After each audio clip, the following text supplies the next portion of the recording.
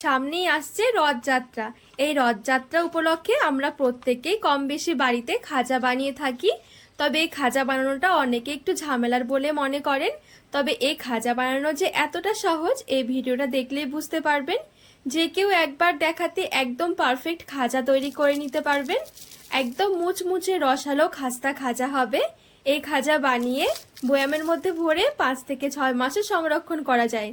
আর এত সুন্দর খাজা তৈরি হবে, নিজেরাই দেখে অবাক হয়ে যাবেন, মুখে দিলেই মিলিয়ে যাবে। নমস্কার বন্ধুরা, নতুন একটা পর্ব দেখার জন্য আপনাদের সকলকে স্বাগত জানাই।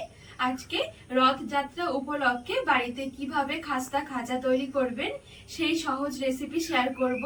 একবার দেখাতেই যে কেউ পারফেক্ট খাজা তৈরি করে নিতে পারবেন। তো চলুন, আশা করছি রেসিপিটি আপনাদের অনেক ভালো লাগবে। সবার প্রথমে এখানে আমি একটা বাটি নিয়েছি। খাজা তৈরি করার জন্য অবশ্যই ময়দা নিতে হবে। তো কাপ মেপে আমি 2 কাপ ময়দা নিয়ে নিচ্ছি বাটির মধ্যে।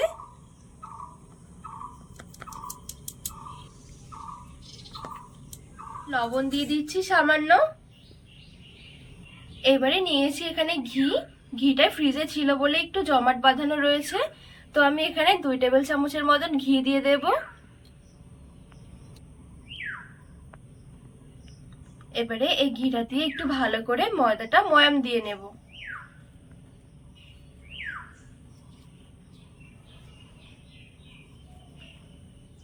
আর এখানে চাইলে ঘিয়ের পরিবর্তে তেলটা দিয়েও কিন্তু ময়দাটা ময়াম করে নিতে পারেন। তবে ঘি দিলে ফ্লেভারটাও খুব সুন্দর আসে আর খাজাগুলো অনেক বেশি মুচমুচে হয়। আর ময়দাটা একটু ভালোভাবে ময়াম দিয়ে নিতে হবে। যত সুন্দর করে ময়াম দেওয়া হবে তত সুন্দর কিন্তু খাজাগুলো অনেক বেশি খাস্তা আর মুচমুচে হবে। যখন ময়াম দেওয়া হয়ে যাবে তখন দেখবেন এরকম চাপ দিলে খুব সুন্দর জড়ো হয়ে যাচ্ছে, তার মানে বুঝতে হবে যে ময়ামটা খুব সুন্দরভাবে দেওয়া হয়ে গেছে। এবারে অল্প অল্প করে জল দিয়ে একটু শক্ত করে একটা ডো মেখে নেব। খুব বেশি শক্ত নয়, আবার কিন্তু খুব বেশি নরমও হবে না ডোটা।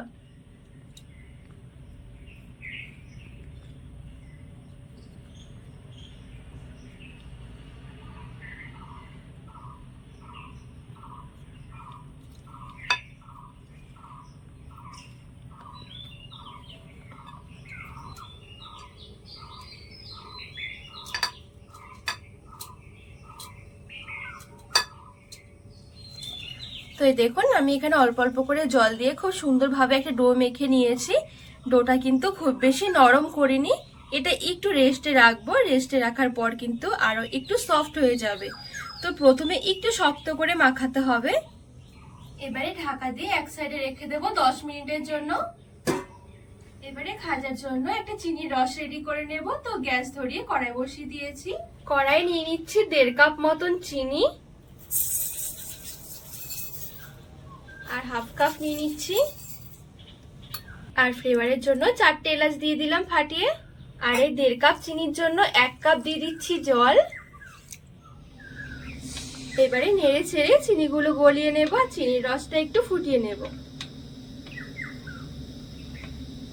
চিনির রসটা এখানে ফুটিয়ে একটারের একটা চিনি শিরা তৈরি করে নিতে হবে। আর এই খাজা তৈরি করার জন্য চিনির রসটা কিন্তু ঠিকঠাক ভাবে তৈরি করতে হবে। চিনির রসটা যদি অনেক বেশি পাতলা থেকে যায় তাহলে কিন্তু খাজা দেওয়ার সাথে সাথে নরম হয়ে যাবে, খাজা খেতে ভালো লাগবে না। তো এখানে আমি কিছুক্ষণ চিনির রসটা ফুটিয়ে নিয়েছি। এবার একটু চেক করে নেব। একটু চিনির রস নিয়ে নিলাম। এই দেখুন, হালকা তার হতে শুরু করেছে। এটা কিন্তু একতারের শিরা বলে এটাকে। তো এর বেশি আমি আর চিনির রসটা জাল করব না। এই পর্যায়ে 1 টেবিল চামচ লেবুর রস দিয়ে দিচ্ছি। এতে করে চিনির রসটা ঠান্ডা হয়ে গেলে জমে যাবে না, ঠিক একই রকম থাকবে। নেড়ে ছেড়ে মিশিয়ে লেবুর রসটা গ্যাসের আঁচটা বন্ধ করে দেব। এবারে চিনির রসটা আমি গ্যাসের আঁচ থেকে নামিয়ে এক সাইডে রেখে দেব। আর এইদিকে যে আমি ডোটা মেখে রেখেছিলাম খাজা তৈরি করার জন্য, ডোটা মোটামুটি 10 থেকে 15 মিনিটের মতো রেস্ট হয়ে গেছে। আর রেস্টে রাখার পর দেখবেন আগের তুলনায় ডোটা অনেকটা সফট হয়ে যাবে। এবার আমি হাত দিয়ে আরেকটু ভালো করে মেখে নেব।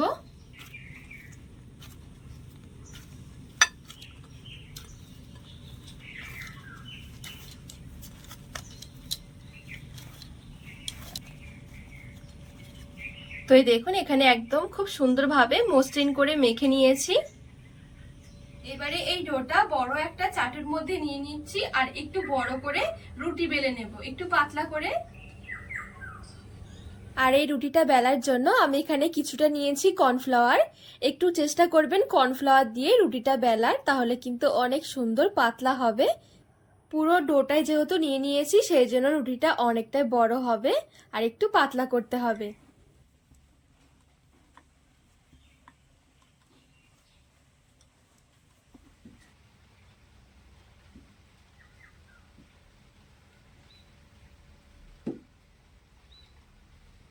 আর হয়তো আপনারা ভাবতে পারেন যে এত বড় রুটি বেলার জন্য জায়গা নেই, সেক্ষেত্রে কিন্তু আপনারা ছোট ছোট করে রুটি তৈরি করে লেয়ার করেও খাজাটা তৈরি করতে পারেন। তবে এইভাবে করে তৈরি করলে কিন্তু কাজটা অনেকটা সহজ মনে হয়। তো এই দেখুন এখানে আমি যথেষ্ট পাতলা আর অনেকটাই বড় করে রুটিটা বেলে নিয়েছি। এই দেখুন কতটা পাতলা করে রুটিটা বেলেছি। এবারে চারো সাইড থেকে একটু কেটে সমান করে নেব।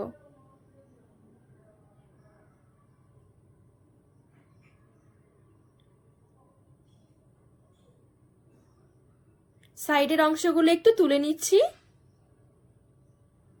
এবারে একটা চালনির মধ্যে কিছুটা কর্নফ্লাওয়ার নিয়ে এইভাবে করে একটু ছড়িয়ে দেব। আর কর্নফ্লাওয়ারটা পুরো রুটির ওপরে খুব সুন্দরভাবে ছড়িয়ে নিতে হবে, যেন কোনো জায়গায় বাদ না থেকে যায়। এই কর্নফ্লাওয়ারটা দেওয়ার কারণে খাজার যে খুব সুন্দর লেয়ার থাকে, প্রত্যেকটা লেয়ার একদম আলাদা আলাদা থাকবে।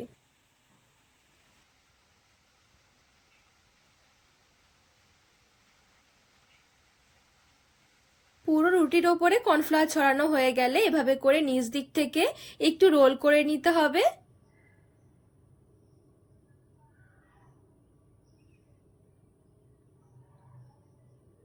তো এই দেখুন আস্তে আস্তে খুব সুন্দরভাবে রোল করে নিয়েছি। এবার এই সামনের দিকটা একটু জল লাগিয়ে দিচ্ছি, এতে করে খাজা ভাজার সময় আর খুলে যাবে না। এবারে খুব সুন্দরভাবে আবারও লাগিয়ে নিচ্ছি। এবারে ওপরে একটুখানি কর্নফ্লাওয়ার ছড়িয়ে আবারও হাত দিয়ে একটুখানি এভাবে করে ঘুরিয়ে নিতে হবে, তাহলে খুব সুন্দরভাবে লেগে যাবে। এবারে ঠিক এভাবে করে একটু ছোট ছোট করে বা একটু সরু সরু করে কেটে নিচ্ছি, খুব বেশি একটা মোটা করব না।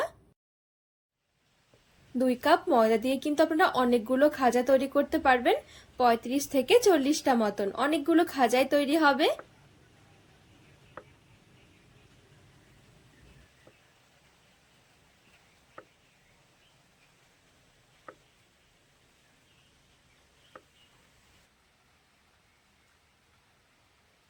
এবারে এখান থেকে একটা খাজার লেচি নিয়ে এইভাবে করে একটু চ্যাপটা করে আমি তৈরি করে নেব। চাইলে একটু বেলনি দিয়ে বেলেও কিন্তু এভাবে করে একটু চ্যাপটা করে নিতে পারেন।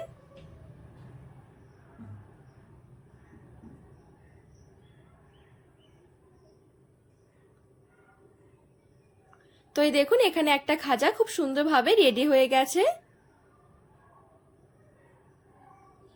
বাদ বাকি খাজাগুলো ঠিক আমি একইভাবে তৈরি করে নেব।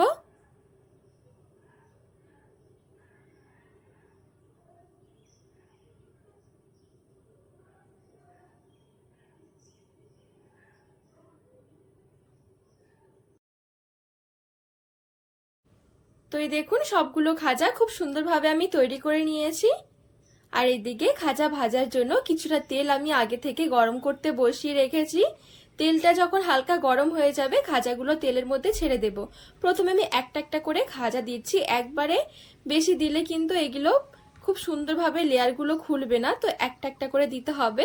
যখন হালকা তেলের মধ্যে ভেসে উঠবে তখন 2টো চামচ নিয়ে এইভাবে করে ওপর দিয়ে একটু তেল ছিটকে দিতে হবে।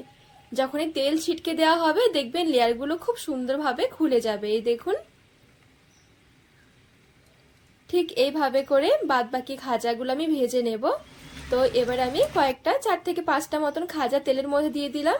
একটা একটা করে যখন তেলের ওপরে ভাজতে শুরু করবে এগুলো কিন্তু এভাবে করে তেল ছিটকাতে হবে, তাহলে দেখবেন খাজার খুব সুন্দর লেয়ার আসবে। যখন কিন্তু খাজাগুলো একদম নরম থাকবে এই নরম অবস্থাতে কিন্তু এভাবে করে তেল ছিটকাতে হবে, তাহলে কিন্তু লেয়ারগুলো খুলবে, না হলে এভাবে কিন্তু বসবে না, শক্ত হয়ে যাবে। আর গ্যাসের আঁচটা কিন্তু এখন একদম আমি হালকা করে দিয়েছি। হালকা আছে খাজাগুলো অবশ্যই ভাজতে হবে, তাহলে অনেক মুচমুচে হবে। তো সবগুলো খাজা আমি ঠিক এইভাবে করে একটা একটা করে দিয়ে এরকম তেল ছিটকে ভেজে নেব। আর এই দেখুন কত সুন্দর লেয়ার এসেছে, প্রত্যেকটা লেয়ার একদম আলাদা আলাদা। আগে যে খাজাগুলো দিয়েছিলাম সেগুলো দেখবেন হালকা একটু লালচে হতে শুরু করবে, এইগুলো এবারে উল্টে দিতে হবে, ওই উল্টে ওই পিঠটাও একটু ভেজে নিতে হবে।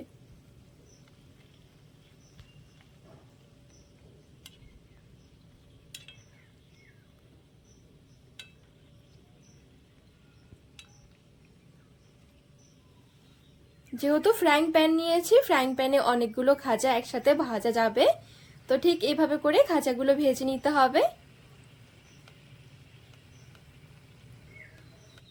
আর যে খাজাগুলো আমি আগে দিয়েছি সেইগুলো দেখুন হালকা লালচে হয়ে গেছে, খুব সুন্দর একটা কালার এসে গেছে। তো এখন কিন্তু এই খাজাগুলো ভাজা হয়ে গেছে, এগুলো তেল ঝরিয়ে তুলে নিতে হবে।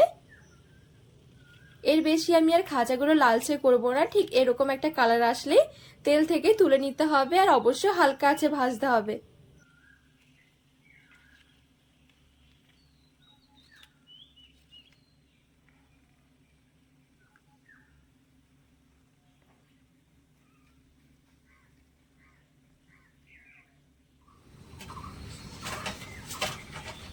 তো বাদ বাকি খাজাগুলো ঠিক আমি একইভাবে ভেজে নেব। তো এই দেখুন এই খাজাগুলো কত সুন্দরভাবে ভাজা হয়ে গেছে।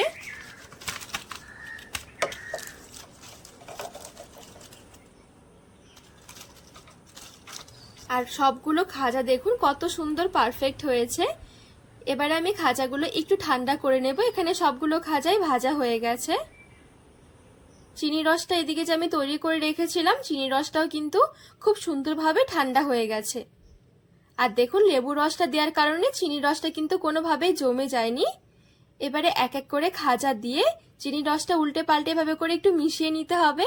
চেষ্টা করবেন খাজা আর চিনি রস দুটোই যেন ঠান্ডা থাকে, তাহলে কিন্তু খাজা অনেক বেশি সময় ধরে মুচমুচে থাকবে।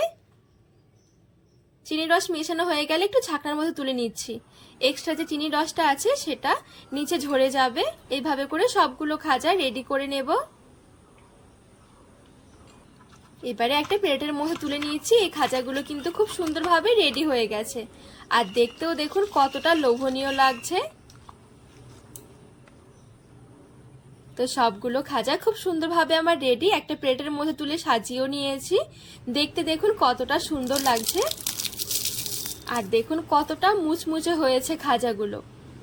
দেখতে যতটা সুন্দর, খেতেও ভীষণ ভালো লাগে।